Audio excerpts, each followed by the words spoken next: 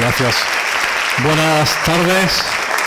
Antes que nada, gracias a todos por estar aquí. Gracias a Pedro y Ángeles por la invitación.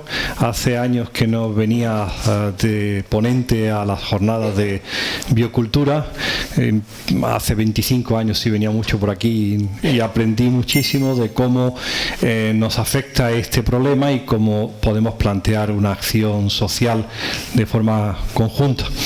Hoy voy a hablar de disrupción endocrina, que es lo que llevo hablando los últimos 32 años, así que no es nada nuevo, y me pidieron que me centrara en exposición alimentaria y en cosmética. Otro día hablaremos de tejidos y de otras cosas. Bien, para los que recuerden, lo hayan visto, lo hayan oído con anterioridad, vamos a recordar el concepto de disrupción endocrina y, como les decía, dos ejemplos de exposición alimentaria, tanto en la producción agrícola, la producción de alimentos, como en su empaquetado, y cosméticos. Y yo antes siempre presentaba un tercer punto en estas diapositivas, que era la aplicación del principio de precaución. Ya no hay tiempo, porque eso tiene un carácter de anticipatorio y ya no el tiempo que teníamos para aplicar ese principio de precaución ya ha pasado. Ya no hay que demostrar más, ya no hay que anticiparse más, ya lo único que hace falta es apechugar con las consecuencias y ver qué podemos hacer. Empiezo desde hace 2 años la presentación con este pez. Quien lo haya visto por ahí es el que utilizo habitualmente. Cuando se lo enseño a los alumnos de medicina, digo, ¿qué esto qué es? Y digo, dicen todos, un pez. Cuando se lo enseño a los endocrinos ya de profesión y que entienden otra forma de comer, dicen, un rodaballo. Enseguida identifican la especie, ¿no? Pues fíjense, toda esta primera parte la aprendí hace 3 años. Le daban un homenaje en el Museo de Ciencias Naturales de París a Sonnenschein, el tipo con el que había estado trabajando hace 35 años en Boston, y la profesora Bárbara de Menex, que tiene un libro que se lo recomiendo a ustedes, que es demoledor. Es Legión de Honor de Investigación en Biología Molecular en Francia, y ha escrito un libro que se llama El cóctel tóxico, Le cocktail toxique en francés, o Le toxic cocktail en inglés, en las dos cosas, y que habla sobre disrupción endocrina tiroidea, del tiroides. Pues bien, Bárbara de Menés empezó su presentación con un rodaballo parecido a esto y explicaba a los ponentes en su toma de posesión a aquel premio que el rodaballo no es así de niño, sino que la forma infantil o juvenil del rodaballo es un pez normal con cara derecha y cara izquierda, y en un momento determinado decide convertirse en un pez plano. Cuando se convierte en un pez plano, necesita que los dos ojos vayan al mismo lado de la cara y todo su sistema nervioso central y su sistema digestivo sufre una tremenda transformación. Eso se llama la metamorfosis. Yo la única metamorfosis que conocía era la del renacuajo en rana, que era la que nos enseñaban en la escuela, bueno, los anfibios.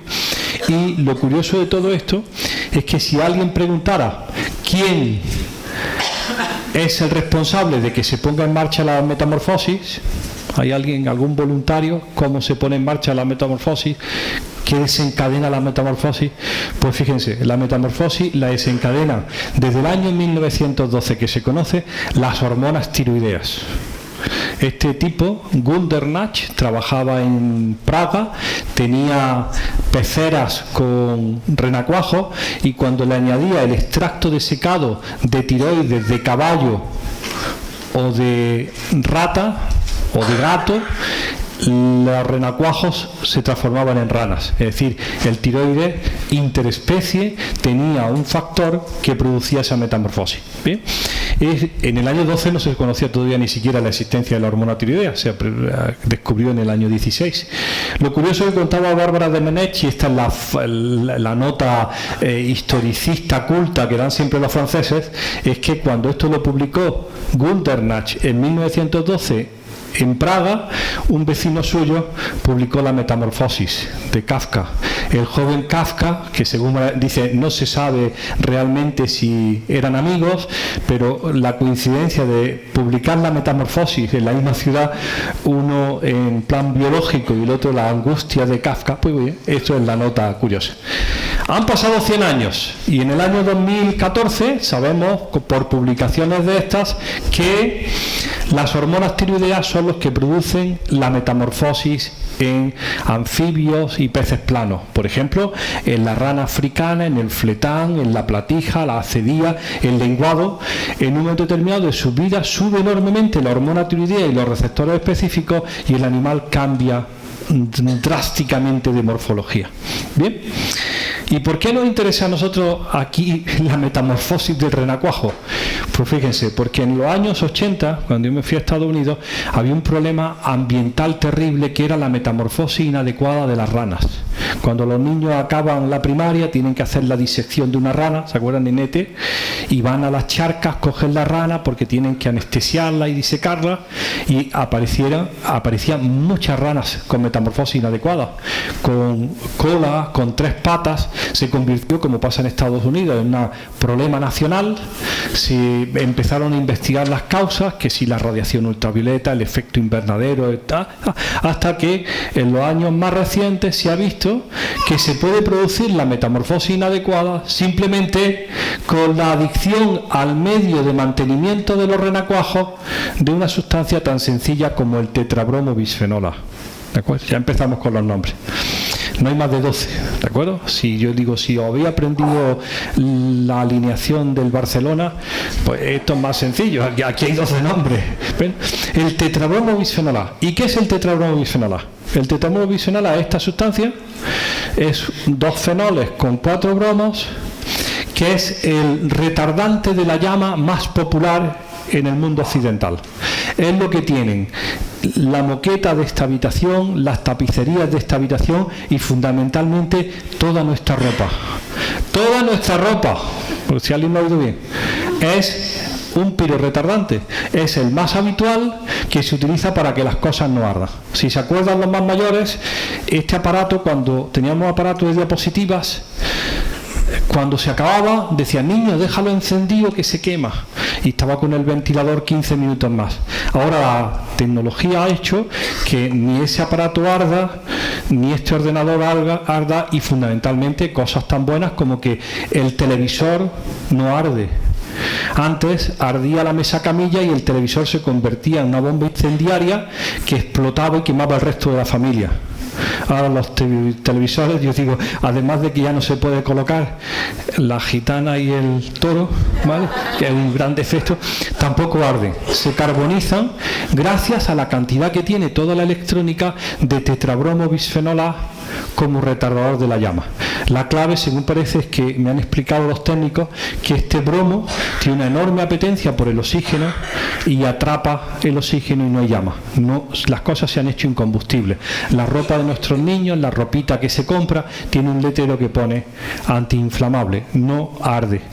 Muy bien, pues este tetrabromo-bisfenol A son 2 fenoles con 4 bromos, es lo más parecido que se podría haber hecho al único tetrahalogenado que tenemos natural en sangre, que se llama tetrayodotironina u hormona tiroidea.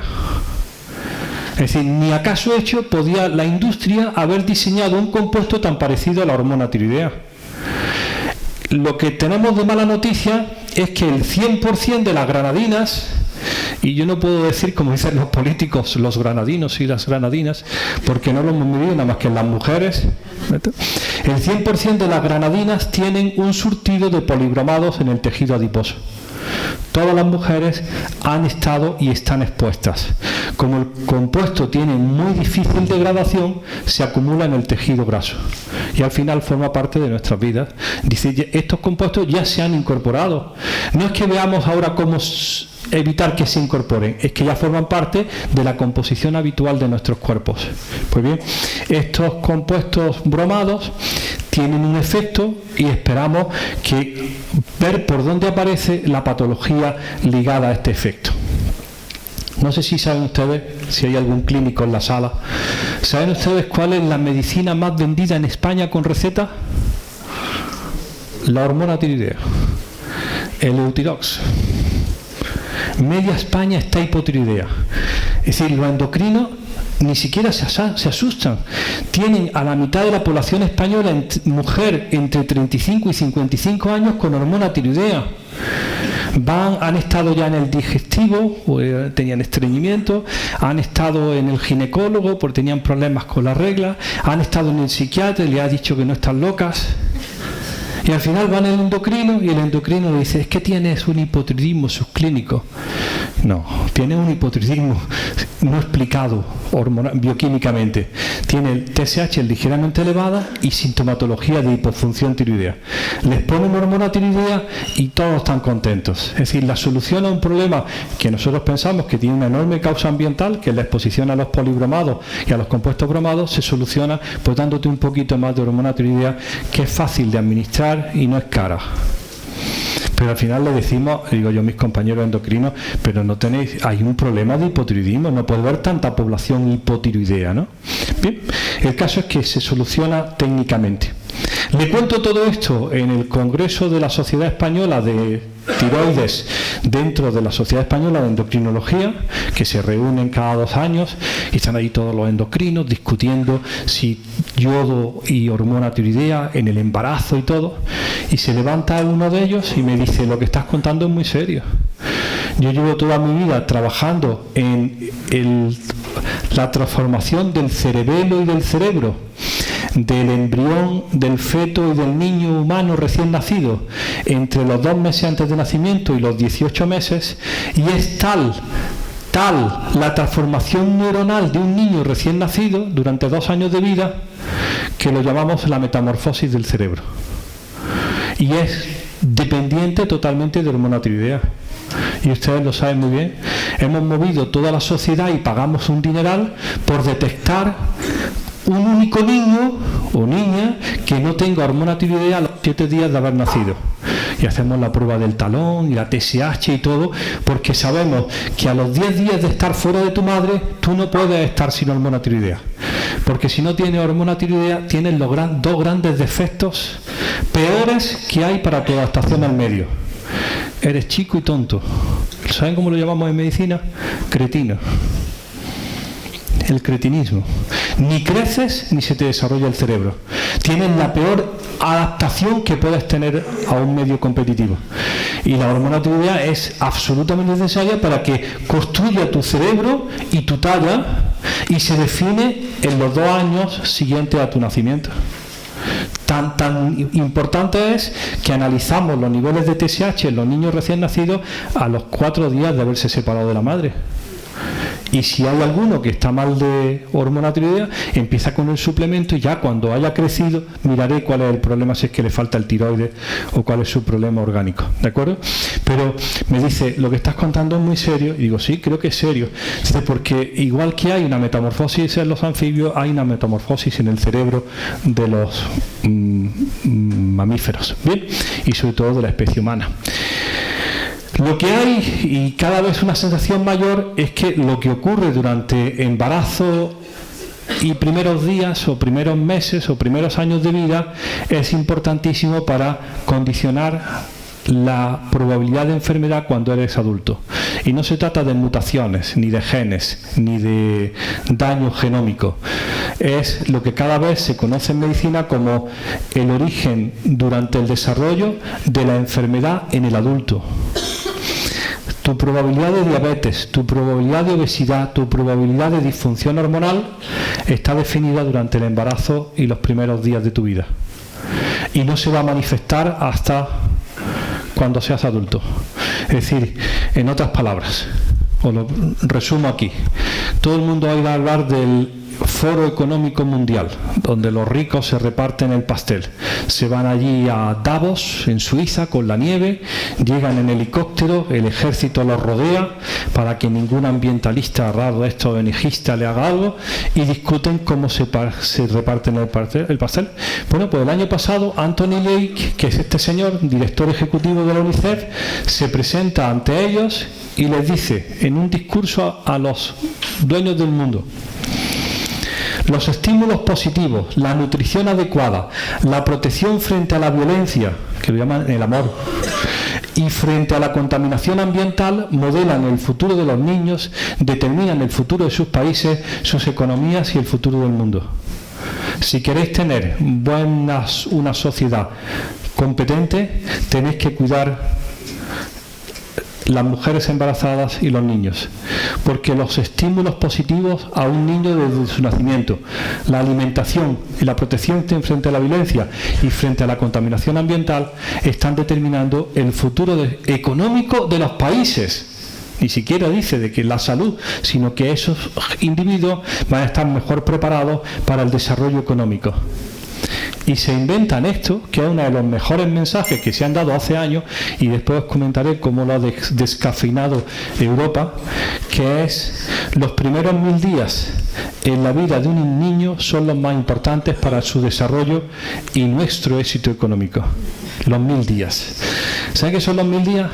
270 de embarazo, 360 del primer cumpleaños, 365, y 365 del segundo. 1000 días.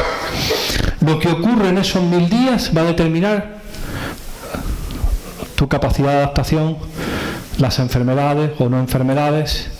Todo está determinado. Por eso el valor tan enorme que se le está dando a la mujer embarazada, a la exposición neonatal, al crecimiento del niño.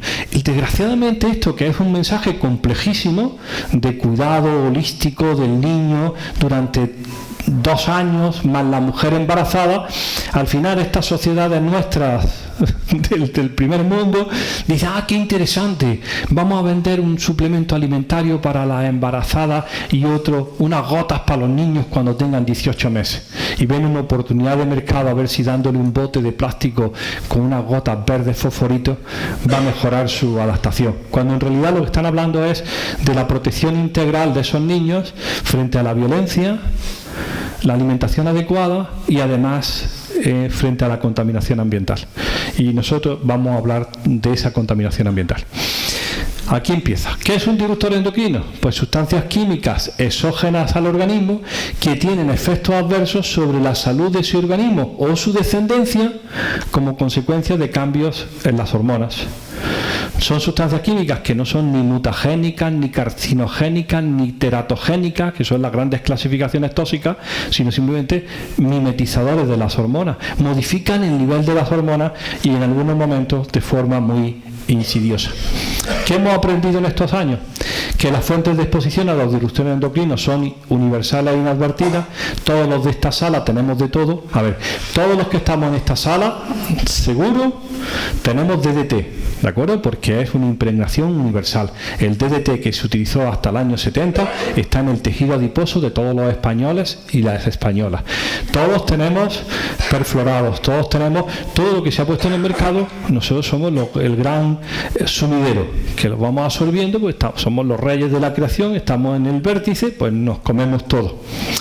El problema de todo es que todo está aparentemente bajo control porque todo está en concentraciones bajas y la administración tiene una enorme satisfacción de que todo es mínimo, nanogramos, microgramos, todo está en concentraciones muy bajas, y para ellos eso significa un consuelo porque son concentraciones a las que se le espera ningún efecto. Problemilla, que en lugar de tener un residuo, cualquier persona de nosotros tiene 120 residuos, 130, y entonces le pregunta a uno muy serio: ¿pero no sería entonces conocer el efecto combinado de todos ellos? No hay lugar para eso.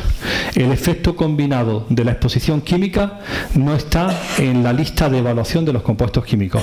Si tú tienes una empresa y vas a montar y vas a poner en el mercado la nueva sustancia piperina, te van a exigir que testes la piperina en una serie de test exigentes en in vitro y en animal. Y yo digo: pero si la piperina es prima hermana de la tontina que la pusiste el año pasado. No, la evaluación se hace de forma individualizada y al final, cuando está dentro de nuestro organismo, está con otros compuestos que tienen actividades similares o antagónicas. Entonces, el problema grave de que el cóctel, que es la clave del efecto en hormonas, no está suficientemente evaluado. Hay después curvas de respuesta paradójicas, que eso no nos interesa ahora mismo, y fundamentalmente tenemos un problema con la toxicología reguladora. La toxicología reguladora está hecha para quien la pagó. ¿Y quién la pagó a partir de los años 80? Los varones blancos ricos del primer mundo.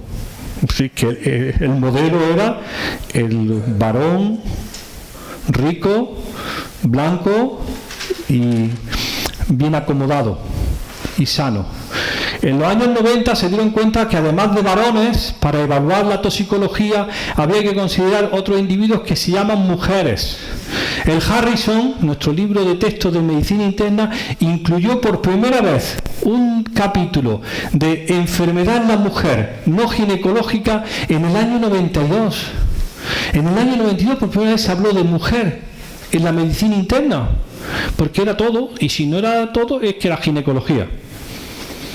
Y todavía no se ha incluido en la medicina interna un libro que se llame Pediatría, toxicología para individuos más cortos y más bajos. No es admisible extrapolar lo que sabemos en el adulto a un individuo que pesa menos porque es más pequeño, porque los individuos que pesan menos y más pequeños son inmaduros y tienen otro metabolismo. Es decir, no sabemos nada de los niveles mágicos de seguridad que están dados para los adultos, cómo afectan a los niños. En otras palabras, tenemos un sistema de regulación bastante débil. ¿Qué hemos visto en disrupción endocrina durante estos años y que nosotros hemos estudiado y hemos publicado? Pues hemos hablado mucho de efectos de los disruptores endocrinos sobre las malformaciones urogenitales, la criptorquidia, sobre la mala calidad seminal, un problema gravísimo en todo el mundo occidental, la infecundidad de las parejas por la mala calidad, la infertilidad del macho, del varón. Problema, yo digo, es un problema sangrante, hay una caída del 4% anual de la calidad seminal, ya se ha demostrado que en España también, como era también en Europa, los números están ahí encima, y la respuesta al gran problema de fecundidad de la pareja es, en lugar de ir a la prevención, la tecnología, las clínicas de reproducción asistida. En Granada ya hay más clínicas de reproducción asistida que farmacias, hay en cada esquina. Entonces, un problema grave, que es que llegas a los 36 años y no preñas a nadie, se ha resuelto pues con una ayudita y un sistema complejo que al final te da una solución a tu problema de infertilidad. Y dices, pero hombre, eso está bien, que la técnica lo resuelva, pero dime cuáles son las causas para empezar en la prevención. Cáncer de mama, vamos a ver esta mañana un poco de cáncer de mama, ya que aumenta al 2,3% anual desde el año 84 en registros como el de Granada. Precocidad en el desarrollo sexual, la menarquia y telarquía temprana, la endometriosis. Es que se diagnostica mejor. Bueno, pero es la gran causa de infertilidad en la mujer. El cáncer de próstata, que sube al 7% anual en el sur de España. La disfunción tiroidea, la enfermedad más frecuente hormonal ahora mismo. El desarrollo neuroconductual, hablaremos también. Y diabetes y obesidad, que son las enfermedades del siglo XX. Todo eso puede estar relacionado con alteraciones hormonales. Algunos plásticos usados en cosméticos y envases alimentarios pueden ser tóxicos. Y está el problema de los microplásticos en los jureles. Está todo el mundo asustado de qué está pasando. Vienen todos los días a preguntarme por teléfono, pero doctor, ¿y esto de los plásticos? ¿Sabe usted que la tortuga boba? No tenía ni idea. O el otro día me llamaban desde Doñana con el aguilucho lagunero. Digo, Dios, ¿qué será el aguilucho? ¿Sabe usted que el aguilucho lagunero tiene un problema y que se encuentran con plásticos? Digo, sí, lo estoy leyendo y esto es lo que me enseña, y los microplásticos son un problema porque los nanoplásticos se están incorporando, o incluso un compañero de allí de Granada me da esto, que es otro problema de intoxicación aguda por plástico. Digo, esto te lo voy a dar para que tú lo enseñes por ahí. Es un cachalote que viene a la playa de Casteldeferro, ahí al lado de Torrenueva. Se muere el pobre hombre, le hacen la autopsia y le sacan 27 kilos de plástico de invernadero. Y todavía están los ambientalistas estos románticos diciendo que es que estos grandes mamíferos marinos tienen querencia por la tierra y vienen a morirse. y que el hombre viene con una intoxicación de plásticos de invernadero. Dice, porque se pasea por las costas de Almería y de Granada con la boca abierta y dice, ¿cómo me he puesto de calamares? Se cree que son calamares. Y son 27 kilos de plástico de invernadero. Bueno, esto es lo que tanto le gusta a los periodistas y lo enseñan. Después hubo el año pasado otro en el Cabo de Palos y ayer la agencia no sé cuánto ponía uno en las costas de Australia. Bueno, esto es frecuentísimo. Pero a nosotros nos interesan no estos plásticos llamativos, sino los que se nos han incorporado a nuestro día a día. Tenemos alguna forma de ver esos plásticos, porque solo aquellos que se reciclan en la basura doméstica se pueden identificar cuál es su componente. Es decir, el otro día me preguntaban en la televisión, y ese sillón tiene una goma espuma. ¿Se acuerdan la goma espuma? Para rellenar el sillón. Esa goma espuma será de poliuretano. Ese sillón está enormemente protegido para que no arda, porque eso es terriblemente inflamable. Y esas gomas espumas tienen mucho retardador de la llama. Es decir, que será probablemente en esta habitación una de las mayores fuentes de polibromados que están en el suelo de casa. Cuando ahora ya nos ha dado a todos por investigar qué hay en el polvo de casa, en mi casa, debajo de los muebles, hay como una especie, en vuestra casa no, pero en mi casa hay como una especie de madeja que se mueven, ¿de acuerdo? Y que tienen cosas, y uno dice, pelo de gato, no tenemos gato, del perro, no tenemos perro, de la cabeza, no tenemos pelo en la cabeza, ¿verdad? Pues son fibras textiles y todo lo que van atrapando. Y uno de los grandes contaminantes son los polibromados y los perfluorados, es decir, aditivos o componentes de los textiles, y son también componentes de los plásticos. Pues bien, no sabemos identificar este componente porque no está marcado, pero sí en lo que es envase alimentario. En el envase alimentario sí que se han empeñado en que sepamos identificar los diferentes tipos de plástico, porque una vez que lo hemos separado en el contenedor del plástico, alguien tiene que separarlo en función de cuál es su materia prima. El uno es el PET, el polietileno tereftalato, para las botellas de Coca-Cola. El 2 el polietileno de alta densidad. El 3 el polietileno de baja densidad, las bolsas. El 3 el PVC, los cables, los suelos de plástico, las ventanas. El 4 el polipropileno, envases. El 5 el poliestireno y el 6 el policarbonato. Se llama otros. Bien, pues nosotros le tenemos cierta aprensión a todos mientras que no nos digan cuál es su composición, porque esto solo es el plástico mayoritario, pero no sabemos cuál es el aditivo que lleva. Y sabemos, por ejemplo, que el PVC no nos gusta, no solamente porque forma parte de la industria del cloro, sino porque además para flexibilizarlo se utiliza mucho unos disruptores endocrinos muy conocidos, los eftalatos. El PVC es muy rígido y se flexibiliza con eftalatos, y los eftalatos hacen que el PVC sea plasticized, el plastificado. El PVC plastificado, por ejemplo, el que cubre estos cordones de la luz, todo esto es PVC plastificado y lo hace muy flexible. Tiene al menos un 30% de talatos, es decir, una gran proporción de un contaminante que no nos gusta nada.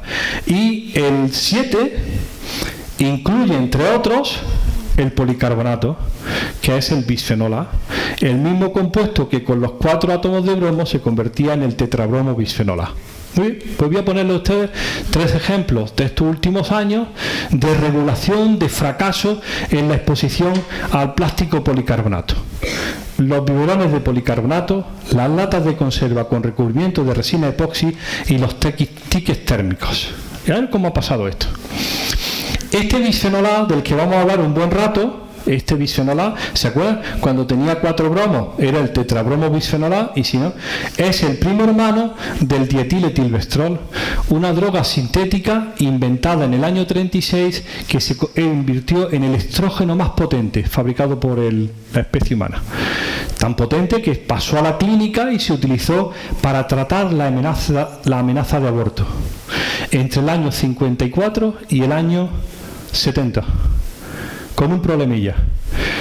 La mayor parte de las hijas tratadas de las madres por amenaza de aborto presentaron grandes complicaciones de salud cuando llegaron a la edad adulta.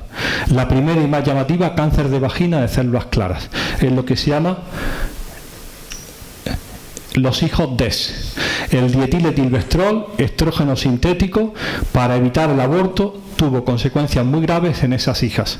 Todos los países racionales del mundo tienen una acción DES e identifican si uno ha nacido entre el año 55 y el año 70, identifican si recuerda que su madre tuvo graves problemas de salud y fue tratada por amenaza de aborto, porque si es así, usted es una hija DES, y si es un hijo DES puede tener un alto porcentaje de cáncer de vagina o cáncer de mama. Es decir, en España, como esa acción DES no salió, nadie se preocupó, mis compañeros ginecólogos no levantaron la voz, pues parte de la epidemia de cáncer de mama que vivimos hoy día, de un aumento del 2,3% anual, está englobando a aquellas que cuando uno le pregunta, y Antoñita, ¿y cómo fue tu embarazo? Pues dice mi madre que muy mal, porque había abortado previamente y entonces le pusieron tratamiento. Entre esos cohorte de enfermos de cáncer de mama están disimulados aquellos que fueron por culpa de la clase médica y el tratamiento del dietiletilvestrol. No hay manera de enterarse en España dónde están esas mujeres y ni siquiera cómo se llamaba la droga, hasta que el otro día, después de una sentencia judicial de la Audiencia de Madrid, me enteré que se llamaba Protectona. Y me fui a Todo Colección, que es donde yo compro las cosas viejas, no sé si alguien lo conoce, hay de todo, y puse Protectona. Y entonces me hice con 3 ampollas de dietiletilvestrol, porque como venden de todo lo antiguo, pues venden esta medicina antigua, de Protectona, que era lo que inyectado, a ver, se lo voy a contar, inyectado a la madre en las primeras semanas de embarazo por amenaza de aborto, aguanta el niño, nace y cuando tiene 20 años tiene una alta probabilidad de tener cáncer de vagina. Es el caso DES. Es, a ver, fíjense, y voy a decir muy serio, es lo que nos ha dado la coartada para que en 23 años todavía no nos hayan cortado la cabeza. Porque uno tiene que mostrar al público científico lo que se llama la plausibilidad biológica. Tendríamos que hacer un experimento y le decimos, ya lo hicimos, tratando a millones de mujeres en toda Europa por amenaza de aborto y viendo que las consecuencias no son para las madres, ¿lo están oyendo?, sino para las hijas en la época adulta. Si en la madre no pasó nada, perfecto, la niña no tenía mutaciones, pero a los, como esta que está en la Audiencia de Madrid, a los 22 años tuvo una hemorragia vaginal, se le cayó la vagina al suelo, empezó una tragedia, y en 2 años muerta por metástasis pélvica. Y dice, esto es peor que la talidomida. Es una exposición masiva de origen médico a un primo hermano del bisfenol A, que se llama dietiletilvestrol, y las consecuencias a largo plazo en la población expuesta. Pues gracias a esto, esta enorme desgracia que se llama la plausibilidad biológica del dietiletilvestrol, pues tenemos un sustento científico de que esto que vamos a hablar es posible. Somos el mayor país fabricante de bisfenol A. En una factoría en Cartagena se produce en la friolera de 500 millones de kilos de bisfenol A, que va a sitios como este. Estos me llaman todos los días porque están asustados. Mire, soy Jesús, llamo desde Daimiel. Una industria, cuando alguien lo llama diciendo que hay una industria en Daimiel, si alguien sabe dónde está Daimiel, dice, ¿una industria de qué? ¿Será de vino? No, hacemos palas de aerogeneradores. Y cuando uno se entera que hacen palas de aerogeneradores en Daimiel, dice, ¿en Daimiel? ¿Por qué han colocado in the middle of nowhere, en la mitad de ningún sitio? Bueno, pues fundamentalmente porque hay una altísima exposición a bisfenol A, porque lo que utilizan son resina epoxi y policarbonato, y hacen pues esas maravillosas palas de aerogeneradores que vemos por el campo, que al fin y al cabo, si alguien quiere mostrarle a alguien cómo es la resina epoxi y el policarbonato, cuando vaya por la carretera diga, hijo mío, eso es bisfenol A. Y empieza a moverse, ¿no? Eso es bisfenol. Yo espero, como le digo siempre a la gente, que girando no vayan soltando un poco de bisfenol A en cada vuelta. Probablemente no va a ser eso un problema, pero sí la exposición laboral. Pero ¿qué pasa para la exposición de la gente de la calle? Todo el mundo sabe en esta sala que los biberones de policarbonato con los que os alimentamos a vosotros... A ver... No, vaya hombre, había que pillar a alguien más inocente. Ahí hay más chiques. Sí, los biberones de policarbonato están prohibidos desde el 30 de junio del 2011 por Real Decreto, porque están hechos de policarbonato, que es bisfenol A. Lo había prohibido en el año 2008 Canadá, y en el 2011, por pura vergüenza, lo que se llama vergüenza torera, la Unión Europea decide radicalmente que el 1 de julio del 2011 ya no haya más en el mercado biberones de bisfenol A, porque suponen una exposición de forma constante e insensible en los momentos más críticos de la vida, que es la lactancia y la primera infancia, a un compuesto que es hormonalmente activo desde el año 36. No hay ninguna razón. La Unión Europea dice que aplicó el principio de precaución, que era, aunque no había ninguna evidencia del daño, había que suprimir ese tipo de exposiciones. El grave problema, y por eso Pedro decidió ponerle el título a la conferencia así, es, bueno, y al final, ¿quién se hace responsable de todos los biberones gastados hasta el 30 de junio del 2011?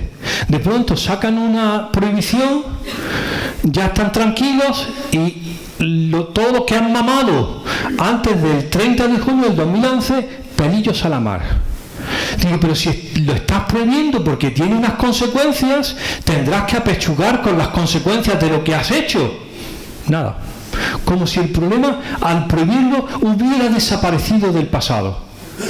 Y entonces estamos ya todos contentos porque va a la farmacia o a la tienda y todo es BPA free, BPA free, sin BPA. Es tan llamativo esto que no tiene BPA cosas que nunca tuvieron BPA, pero como se ve bien, ahora todo es sin BPA.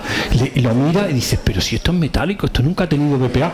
Pero para que el consumidor se vaya contento, no tiene BPA. Bueno, pues esto es una de las llamadas de aplicación del principio de precaución. En el año 95 publicamos que otra de las aplicaciones del BPA era el recubrimiento interior de las latas de conserva. ¿De acuerdo? Año 95. Dijimos, esto es un problema, porque el líquido de cobertura, que es lo que tiene de aguilla la lata, puede estar contaminado por el bisfenol A que viene de la resina epoxi que cubre esa lata. Se han hecho miles de estudios, trabajos interesantísimos publicados en esto. Ahora algunas no lo tienen. Y dice uno, año 95, bueno, para el 96 estaría resuelto. Bueno, no, para el 97.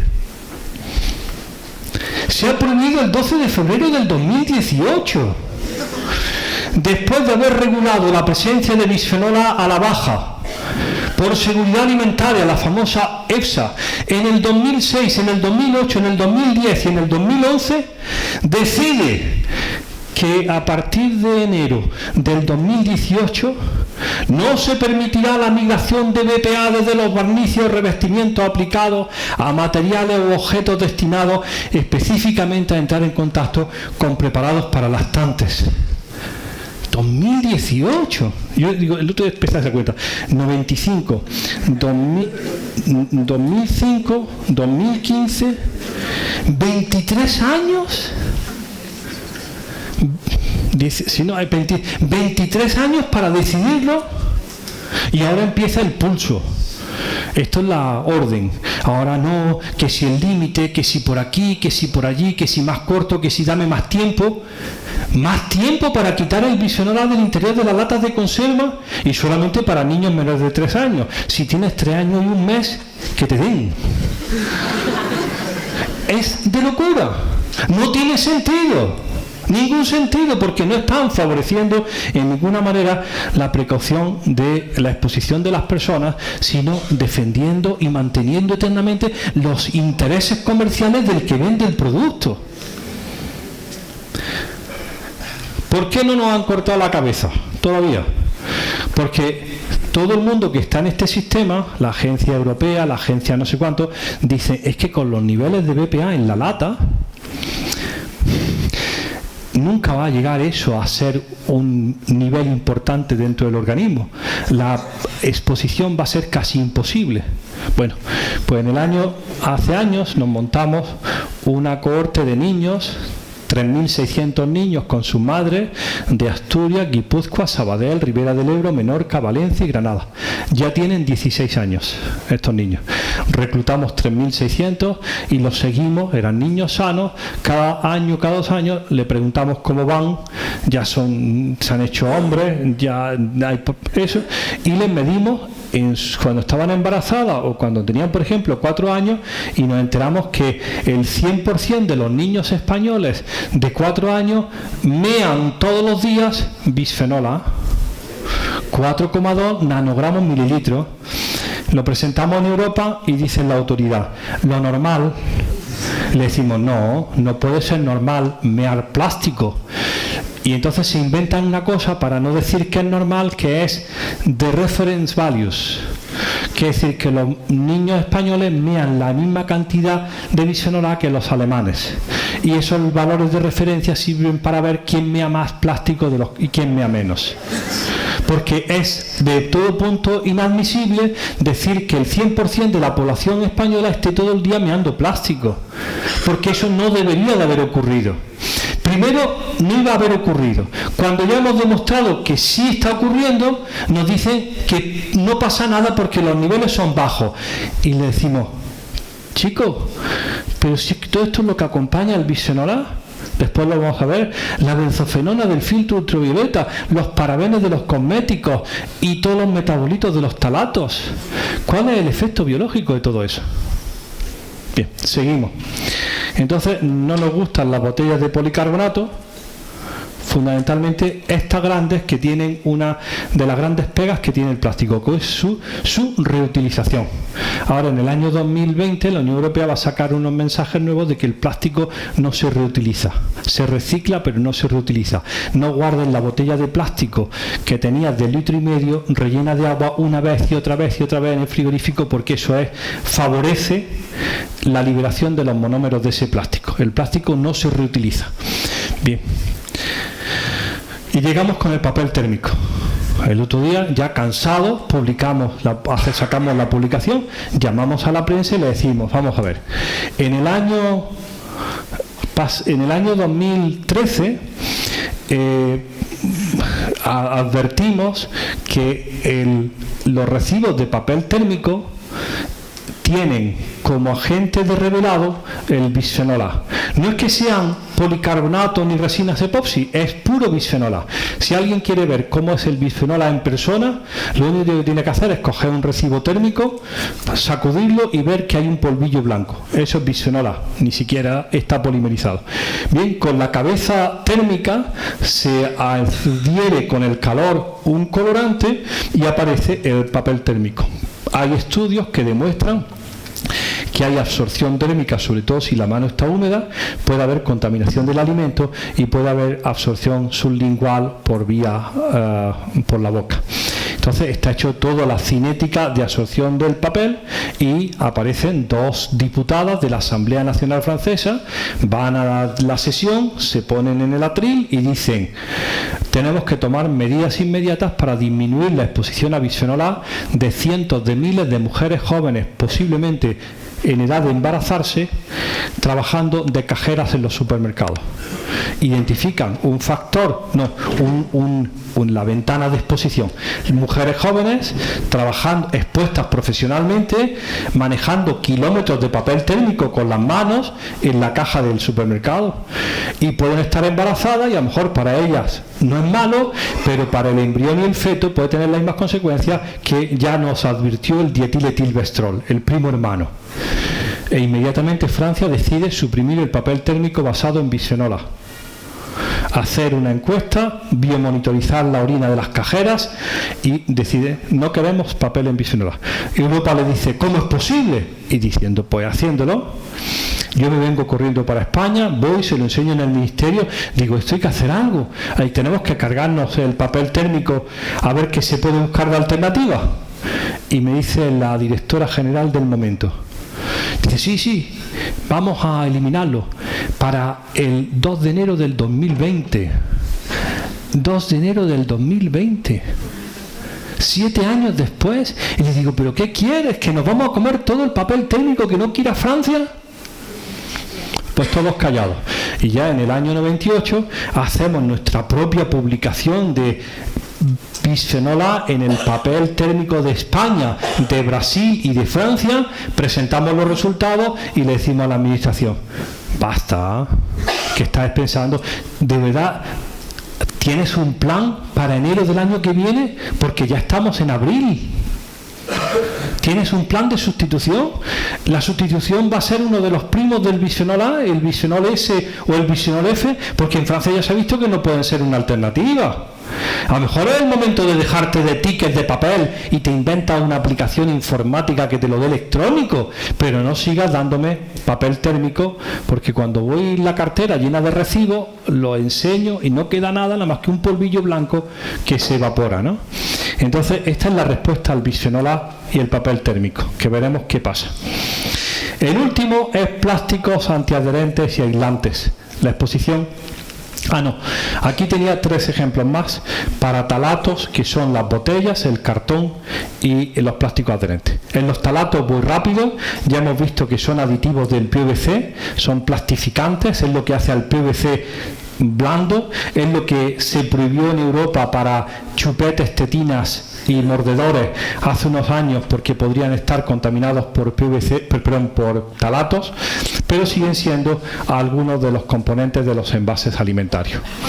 Nosotros nos interesamos hace años en las botellas de PET, ¿de acuerdo? Teníamos una becaria de Sevilla, entonces como estamos tiranados, tú vas a hacer esto que es más difícil, ¿no? Compró las Macarena, compró las botellas en el mercado de todas las que había disponibles, analizamos la actividad hormonal del agua embotellada y nos dimos cuenta que el 85% del agua embotellada que se vende en las tiendas normales es estrogénica y el 42% antiandrogénica. Y le decimos, hay probablemente contaminantes del plástico porque no está en la versión cristal. El plástico está contribuyendo, igual que le da ese saborcillo, pues está contribuyendo a algunos contaminantes. Inmediatamente recibimos la visita de los fabricantes del PET para decirnos que no son ellos, que el PET no es estrogénico, sino que probablemente serán, agárrense, algunos de los 600 aditivos que dispone el fabricante de la botella para hacer el producto final. No es el PET. El que vende el PET dice, no somos nosotros, son los que hacen las botellas porque le echan cosillas para que aguanten el carbónico, para que aguanten la radiación ultravioleta, para que aguanten la presión o para que aguante estar en la playa una botella en el mes de agosto a 42 grados y sin que se descomponga. ¿Y cuáles son los aditivos que lleva el plástico? Acelerante, antiespumante, antidegradante, antioxidante, antiozonante, agentes de llenado. Esto es lo que nosotros llamamos plástico. Pero pretenden que con el numerito que hay en el culo de la botella que dice esto es PET, hayamos identificado el plástico. Le decimos, no, hijo, no. Con eso hemos identificado el polímero mayoritario, pero no la composición de lo que me estás vendiendo. La más mínima intención, y ese es el problema que aquí tenéis grave, de hacernos partícipes de qué le ponen. El otro día estaba en uno de los puestos que vende repostería y me dice, es que me veo obligado, esto que es un producto tan bueno, a envasarlo en este paquetón de plástico. Dice, no hay manera de que me digan cuál es la composición, solamente me aseguran que está dentro de la ley. Digo, estaría bueno, ¿no? Que encima de que es malo fuera ilegal, ¿no? ¿De acuerdo? Bueno, pues no hay manera de saberlo. Mientras que los que fabrican esas botellas no se pongan de nuestro lado y nos digan cuál es la composición o tengan la misma sensibilidad con nosotros con determinados compuestos químicos, pues no lo sabemos. Esto no toca hoy, pero esto ya está aquí para el próximo día. La gran noticia que me enteré hace 3 años, que me la dio el líder europeo de fabricantes del plástico, es que 1/3 de las botellas de PET se fabrican, que se reciclan en Europa, van a Oriente y vuelven como material reciclado. Y le digo yo inocentemente, PET para hacer nuevas botellas. Dicen, no, hombre, es imposible. El PET ya es de mala calidad y viene como fibra para hilatura. como telas. Digo, ¿cómo se llama el PET que viene como telas? Dice el poliéster. Yo que llevaba mi traje de Dustin, el de siempre, ¿no? Y le digo, 75% poliéster. Digo, esto no serán 4 botellas de Coca-Cola de 2,5 litros. Y me dice el hombre, muy posiblemente. ¿Cómo creías tú que te ibas a poder comprar una falda de 8 euros o un traje de 100 euros completo como si fuera de hombre? PET reciclado en forma de poliéster. Dice, pero hay un problemilla, me dice el inglés. Digo, ¿qué problemilla? Dice que lleva muchos aditivos. Para que la botella te sirva para vestirte, lleva esta lista de aditivos, tan grande como para que la botella sirva para llenarla de vino. Bueno, pero eso lo hablaremos un día. Es decir, que la gran extensión de plásticos es textil. Bien. Comida rápida. Estilo de alimentación donde el alimento se prepara y sirve para consumir rápidamente en la calle. No hay servicios, no hay cubiertos. El alimento necesita un alto grado de ingeniería para mantener su sabor y consistencia. Yo siempre que veo las patatas fritas de McDonald's, que pasan 20 minutos y están todas erectas, y en mi casa las patatas fritas a los 2 minutos están cayéndose a los bordes del plato, digo, esto es auténtica ingeniería alimentaria, ¿no? Contacto prolongado y directo con materiales plásticos y cartón. Esta es la que más me gusta. A ver, otra vez. Ahí está. Esto es la comida nueva. La comida nueva tiene gran parte de su funcionalidad basado en la eficacia del embalaje.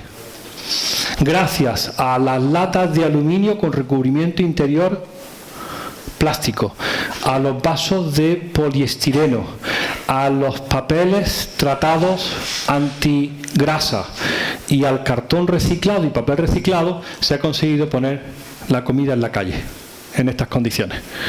En el año 2007 hicimos nuestro primer estudio del papel reciclado y no nos gustó nada. Pensamos, era 2007, 12 años, y pensamos, esto va a ser revolucionario. A partir de aquí va a cambiar todo, porque encontramos que el papel era altamente estrogénico y además tenía bisfenol A y talatos. No había explicación de por qué el papel tenía bisfenol A y no pudimos explicarlo, y ya nos lo han dicho. El papel térmico no se segrega del papel reciclado, y el papel térmico es el gran contaminante de bisfenol A en la pasta de papel reciclado. Es decir, los grandes contaminantes de bisfenol A, además del papel térmico, es el papel reciclado, porque lo coge del papel térmico que se ha utilizado para su fabricación, porque el papel térmico no se saca, nadie saca los recibos y ni los separa, ¿no? El papel térmico además tiene tantas aplicaciones. Me llama el otro día, soy Antonio no sé cuánto, controlador aéreo en Madrid Barajas. Digo, dígame, porque me llama gente de lo más raro, ¿no? Cuando dice, aquí nosotros tenemos lo que se llama la tablilla de vuelos, que nos la dan por cada vuelo, que dura 15 minutos de seguimiento, en una hoja de papel térmico que saca la máquina. Dice, al final del día yo tengo unos 120 vuelos controlados y unas 120 hojas que han perdido la impresión. Digo, pues está bueno de bisfenol A. Dice, por eso le llamaba. ¿Y yo qué le voy a decir al controlador aéreo? Que busque otro sistema de impresión. Es decir, esas son las historias del día a día, ¿no? Gente que piensa que ya alguien tiene que decir algo sobre la utilización de estos materiales, o por lo menos controlar su calidad interna. El último de los ejemplos es el mundo de los perfluorados. Son los contaminantes químicos más abundantes en la sangre del americano medio en el siglo XXI. No sabemos mucho de los españoles, que son cadenas de flúor, ya sea el ácido perfluoroctánico o la sal, y que son recubrimientos de los utensilios de cocina, además de muchas utilidades. Por ejemplo, hacen resistente a la grasa y no transparente a el papel comercial, el papel de embalaje en los comercios, o en la carnicería o en la pescadería. El otro día voy al supermercado, voy a la pescadería y digo, un kilo de boquerones. Con el kilo de boquerones coge el ticket y hace la señorita, tracatá, dentro de los boquerones. porque después la de la caja lo ve por transparencia, ¿no? Pero el tique, ya perdiendo la mitad del bisfenol A con los boquerones, va con sus manchas afuera. Y entonces llego a la caja y está la señorita de la caja preñada. Y le digo, enhorabuena.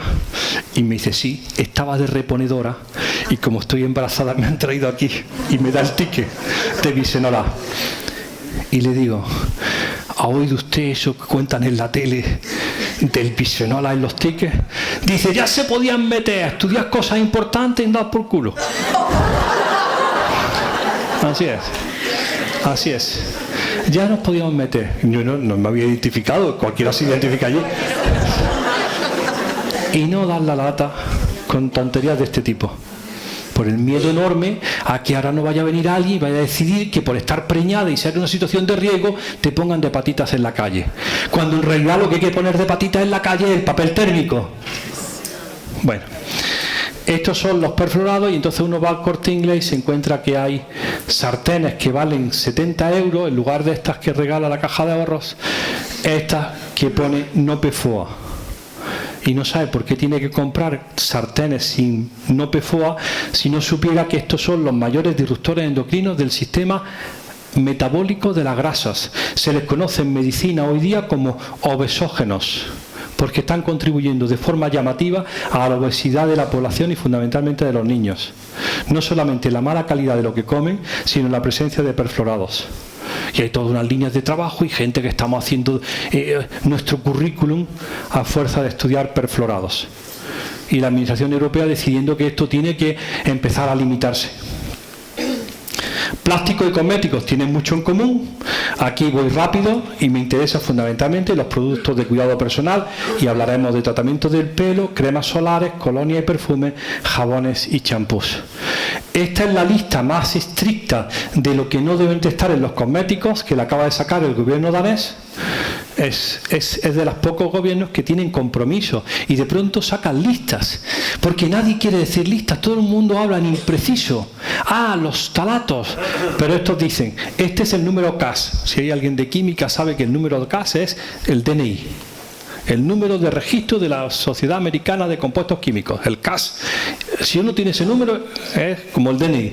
Y estos son los talatos que están bajo control, el bisfenol A, el nonilfenol, la dimeticona D4, los 3 parabenes, los filtros ultravioleta, octometilcinamato, el canfor, el canceno, la benzocenona, el triclosan. Esos son aceptados por el gobierno danés como problemas de cosméticos con disruptores endocrinos. Todos ellos están en la orina de los niños españoles. Estos son los niveles de eftalatos en los niños de periféricos, y como no había datos en Madrid, Margelia Castaño los publicó el año pasado. Están en el 96% de niños y adultos. Para estos talatos los alimentos son la base. Para los de cuidado personal, los productos de cuidado personal, estos son los determinantes, y los PVC para estos. Es decir, que hay incluso asociaciones estadísticas para cada uno de ellos y se sabe de dónde puede haber venido. La mayor fuente de los talatos son los conservantes en leches y quesos, la crema de avellanas. Para cuidado personal, estos, y para los flexibilizantes en el PVC en suelo y paredes. Y ya están contentos en Madrid, porque como los otros éramos Asturias, País Vasco, Barcelona, Menorca, Valencia y Granada, les parecía que era algo que pasaba solamente en la periferia, pero ya pasa también en el barrio de Salamanca y en Talavera de la Reina. Y nos sitúa, desgraciadamente, con los niveles más altos de talatos en orina de niños de toda Europa, junto con Polonia. Y preguntando por qué tenemos esos niveles tan elevados de talatos, la única pista que tenemos, y si hay alguien aquí especialista en cosmética que me lo diga, es la desnaturalización del alcohol con dietilestiltalato. En España está autorizado que el alcohol vaya a cosméticos si está desnaturalizado con la adición de un talato. Y nadie se ha dado cuenta de que ese talato es un gran problema de salud pública. Los parabenos nos interesan: el metil, etil, propil, isopropil. Dinamarca ya ha prohibido por su cuenta el propil, el isopropil y el butil y el isobutil. y están, como es natural, en la orina de todos los niños españoles. Todos los niños españoles mían todos los días parabenos. Y algunos fabricantes ya los venden sin parabenos. Yo que iba siempre a mi supermercado a comprar el 0%, porque decía aquí, gel, sin parabenos, sin colorantes, sin fenoxietanol, sin talatos. Cogía el bote, el normal vale 3 euros, no, el normal vale 2,5 euros y el 0% vale 3 euros. El normal tiene 37 componentes y el 0% tiene 15. Y le decía, señorita, si tiene menos cosas, ¿no debía de ser más barato? Y me decía siempre, es que eso es para los entendidos. Los entendidos. ¿De acuerdo? Como eres entendido, paga medio euro más por llevarte menos cosas. ¿Sabéis cuál es la gran desgracia? Lo han dejado de traer. Era muy caro. Y entonces ya no, y sin parabenos, ¿por qué es más caro? Digo, pero si tiene menos cosas. Bueno, pues ahí estamos con los parabenos. Los filtros ultravioleta, que son un problemón enorme, porque mis compañeros dermatólogos no son capaces de tragarse la píldora, no se la quieren tragar, se resisten a tragársela, que son octrilmetoxicinamato, metoxicanfor y benzofenona, tiene efectos sobre el desarrollo, tiene efectos antitiroideos y están bajo la mirada estricta de la Unión Europea para ver cómo empiezan a suprimir esto. Y dice, pero ¿cómo vamos a suprimir los filtros ultravioleta y la protección solar de los niños para el cáncer de piel y no sé cuánto?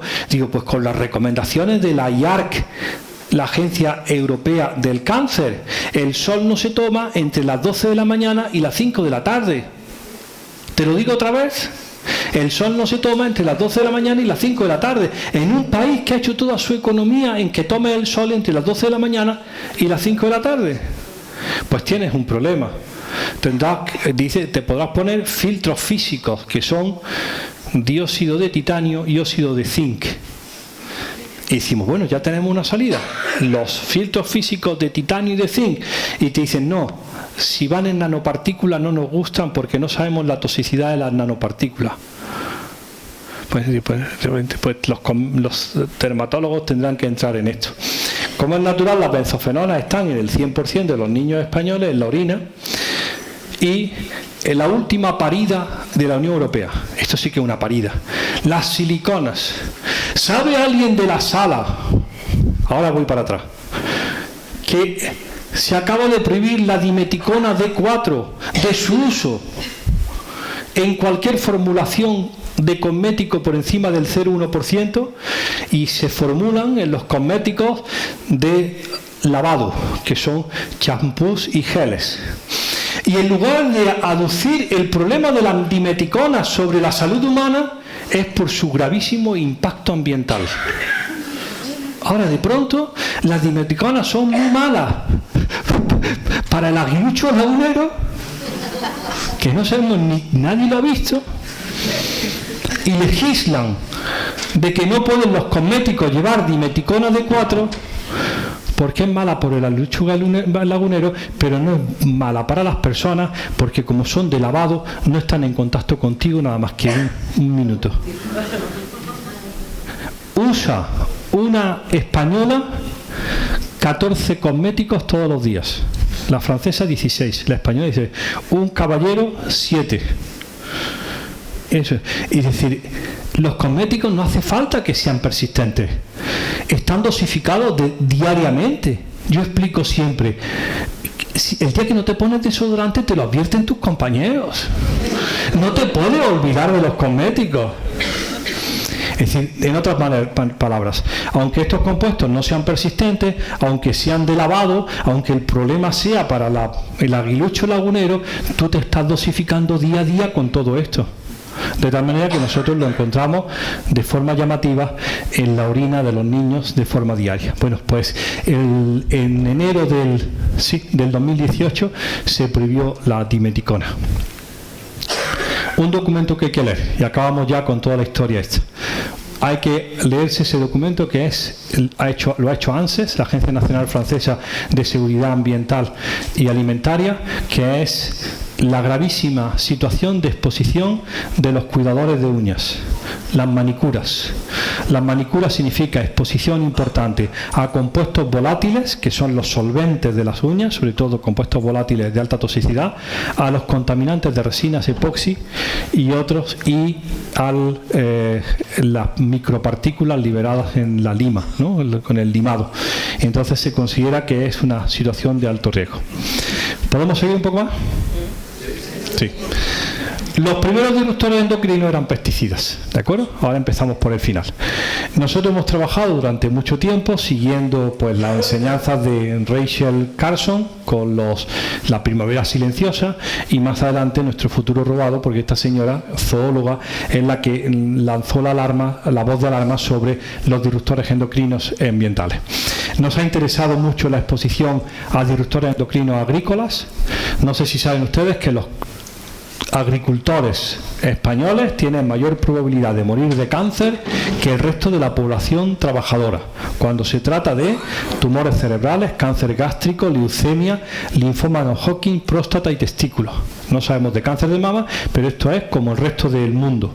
Los agricultores mueren más de cáncer, fundamentalmente gástrico y tumores cerebrales y leucemia.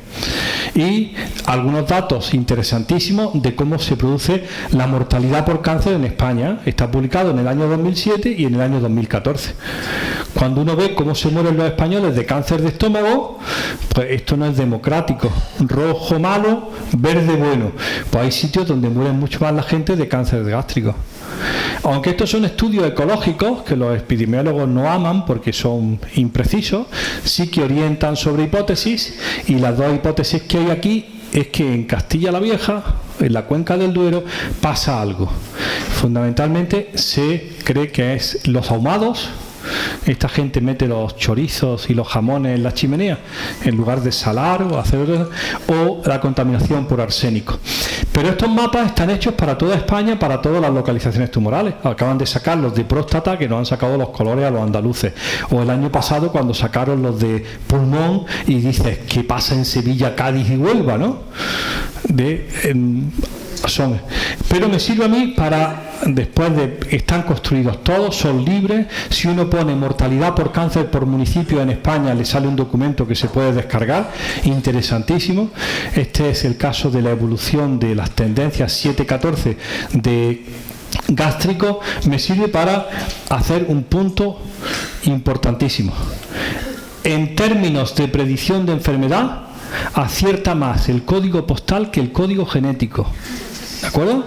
Cuando salga la próxima ministra diciendo que nos van a hacer la medicina personalizada y los genes a todos a ver de qué pie cojeamos, qué es lo que tenemos malo, le dicen, fíjese usted señora, se acierta más sabiendo el código postal que analizándome los genes y gastándote el dinero, porque el código postal orienta mucho de cuáles son tus exposiciones, tu nivel de vida, tus vecinos, todo, ¿no?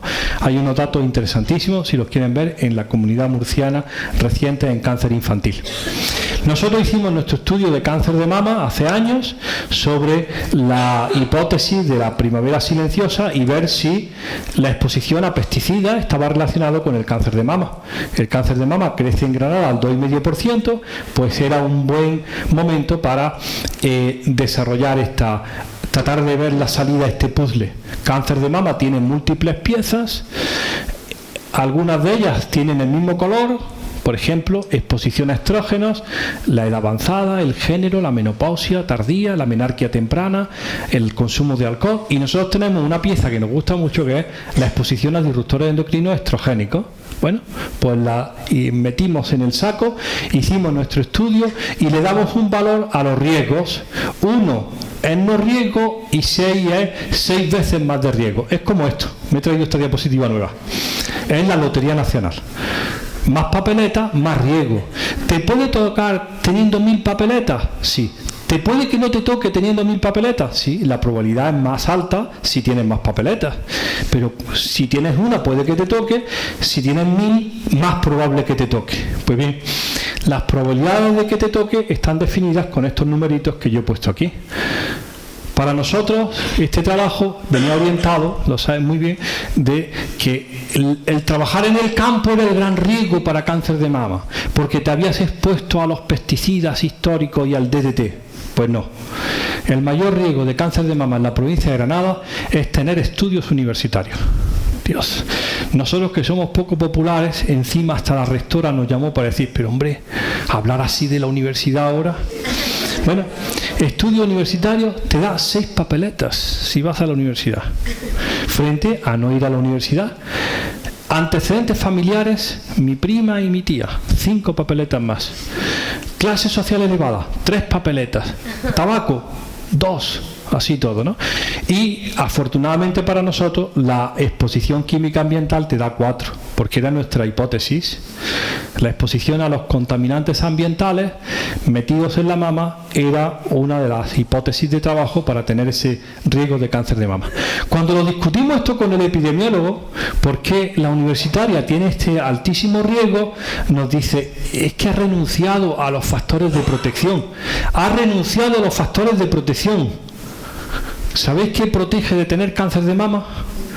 Tener el primer hijo antes de los 19 años. Tener más de 5 hijos y acumular 34 meses de lactancia.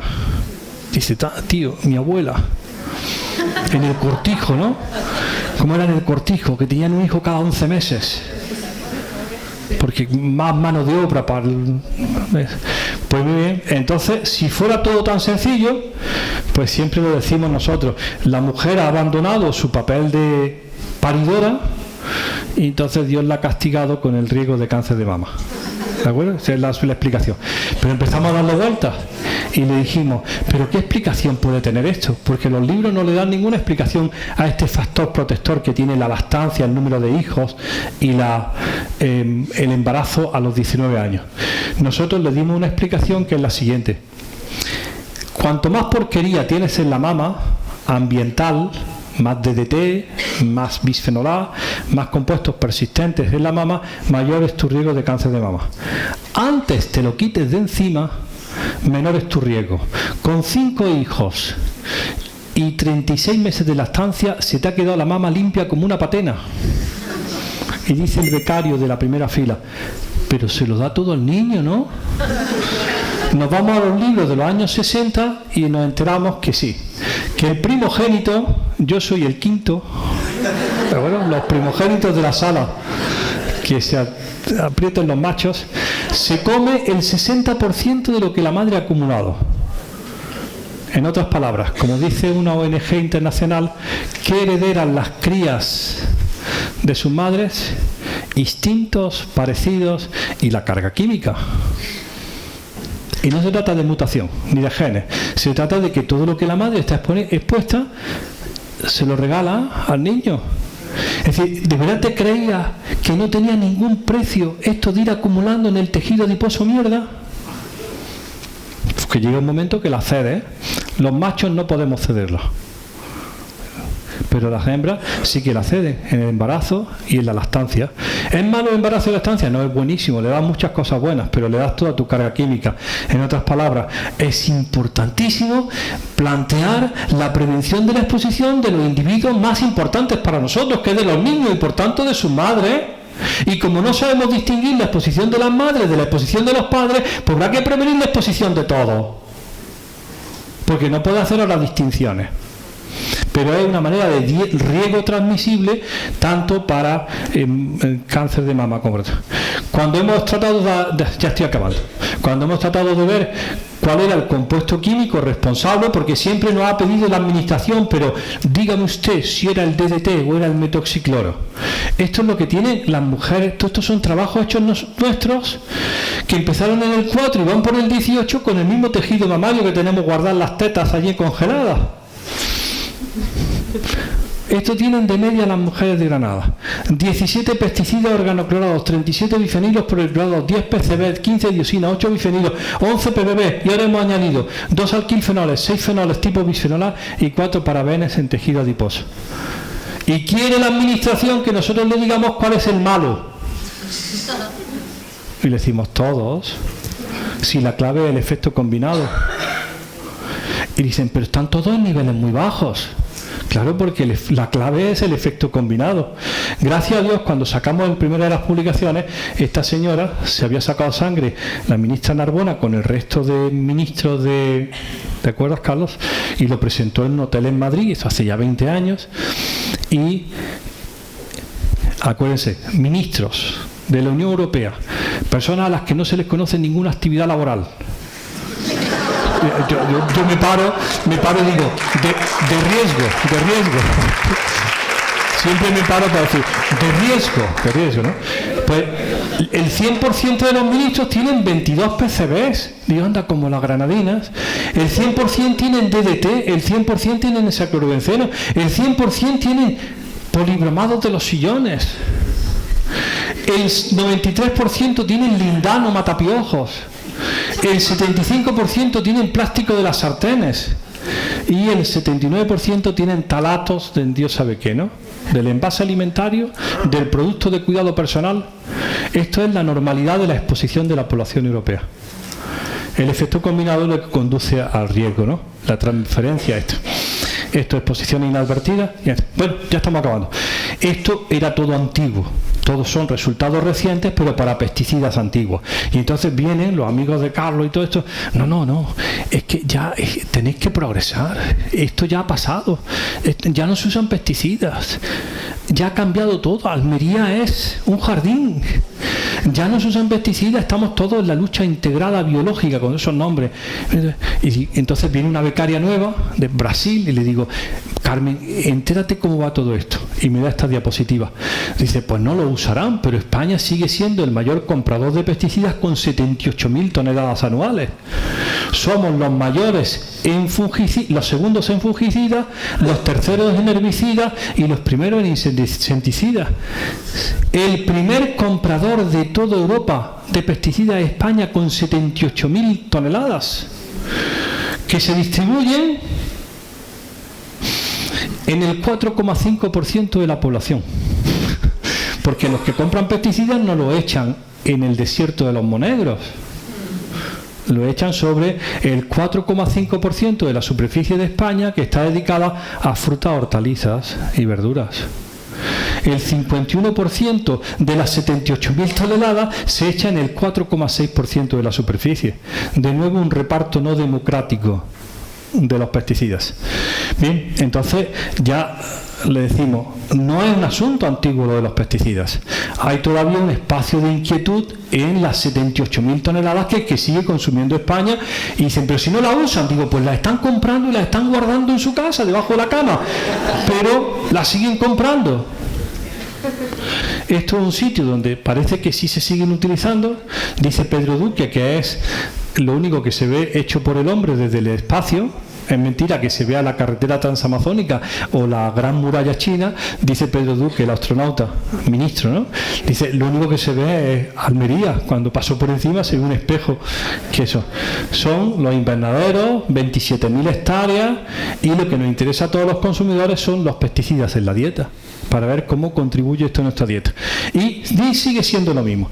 De 100 verduras que consumen los europeos, 60 están libres, 36 tienen algún residuo, pero dentro de la legalidad, y 4% tienen alguno ilegal. Y te dice, bueno, entonces hay un problema. Y aparece este señor, hace 15 días, no, en El País. ¿Alguien lo reconoce? Director de la EFSA, la Agencia Europea de Seguridad Alimentaria. Aparece en la portada del País semanal con una macedonia de frutas y dice, lo orgánico no es ni más seguro ni más nutritivo. Y digo, entonces, ¿qué estamos haciendo aquí? ¿Para qué iré yo a vida sana y a biocultura?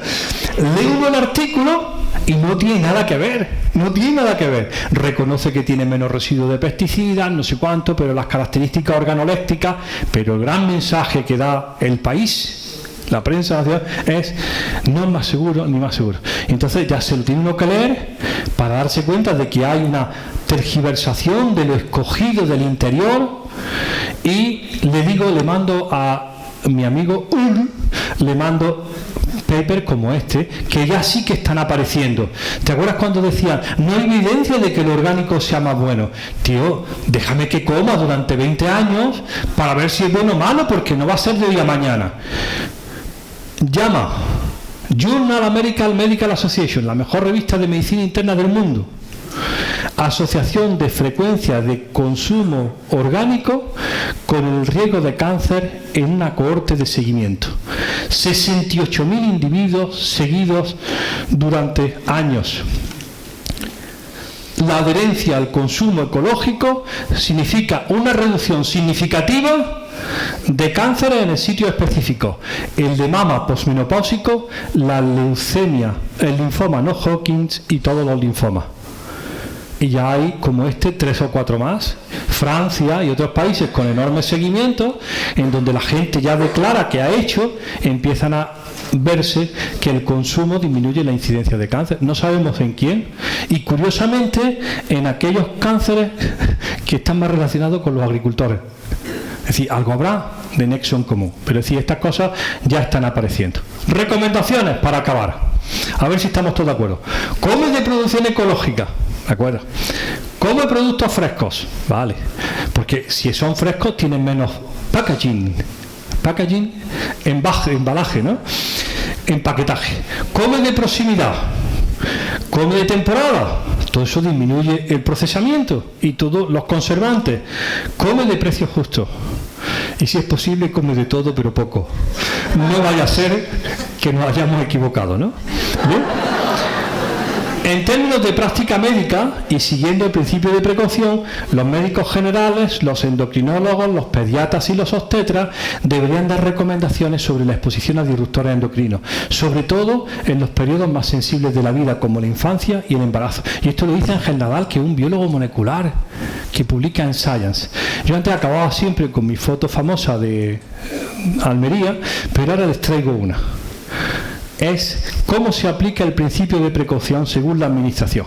Cuando una actividad se plantea como una amenaza para la salud o el medio ambiente, deben tomarse medidas precautorias a pesar de que algunas relaciones de causalidad no se hayan establecido de manera científica.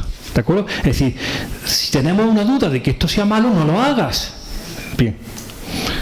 Los he invitado a ustedes, lo he decidido esta mañana, a una paella vegetariana. ¿De acuerdo? Y me he ido a internet y estos son los ingredientes que dice en la página de Google.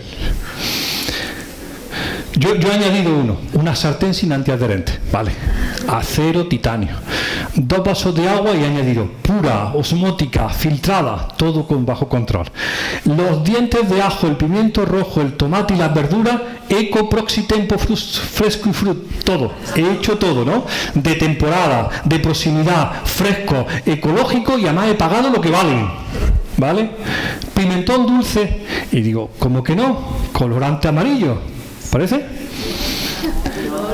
Me voy al reglamento de la Unión Europea sobre el colorante amarillo y me dice el colorante amarillo: el colorante puede tener efectos negativos sobre la actividad y la atención de los niños. Digo, ¿el colorante? Sí, a ver, el colorante, lo más inofensivo de mi receta. He cuidado los vegetales, me he gastado el dinero, he buscado agua desionizada, he buscado una sartén y ahora resulta que el colorante autorizado puede hacer a los niños nerviosillos. Entro en el web del que lo vende y me dice: bueno, en realidad el problema, la incidencia es baja y es poco frecuente. Y le pregunto: ¿frecuente? ¿Cuántas paellas hay que comerse para que el niño te salga nerviosillo? Es decir, al final, ante un riesgo que tiene una percepción de que puede ser importante, para un producto que es puramente banal, que es que tu arroz sea amarillo, se ha resuelto advirtiendo a la población del riesgo. Ojo, el colorante de tu paella puede hacer que tu niño sea el último en la clase. Es de una estupidez tan tremenda. Si es mentira, no lo pongas. Y si es verdad, retíralo del mercado. Gracias por su atención.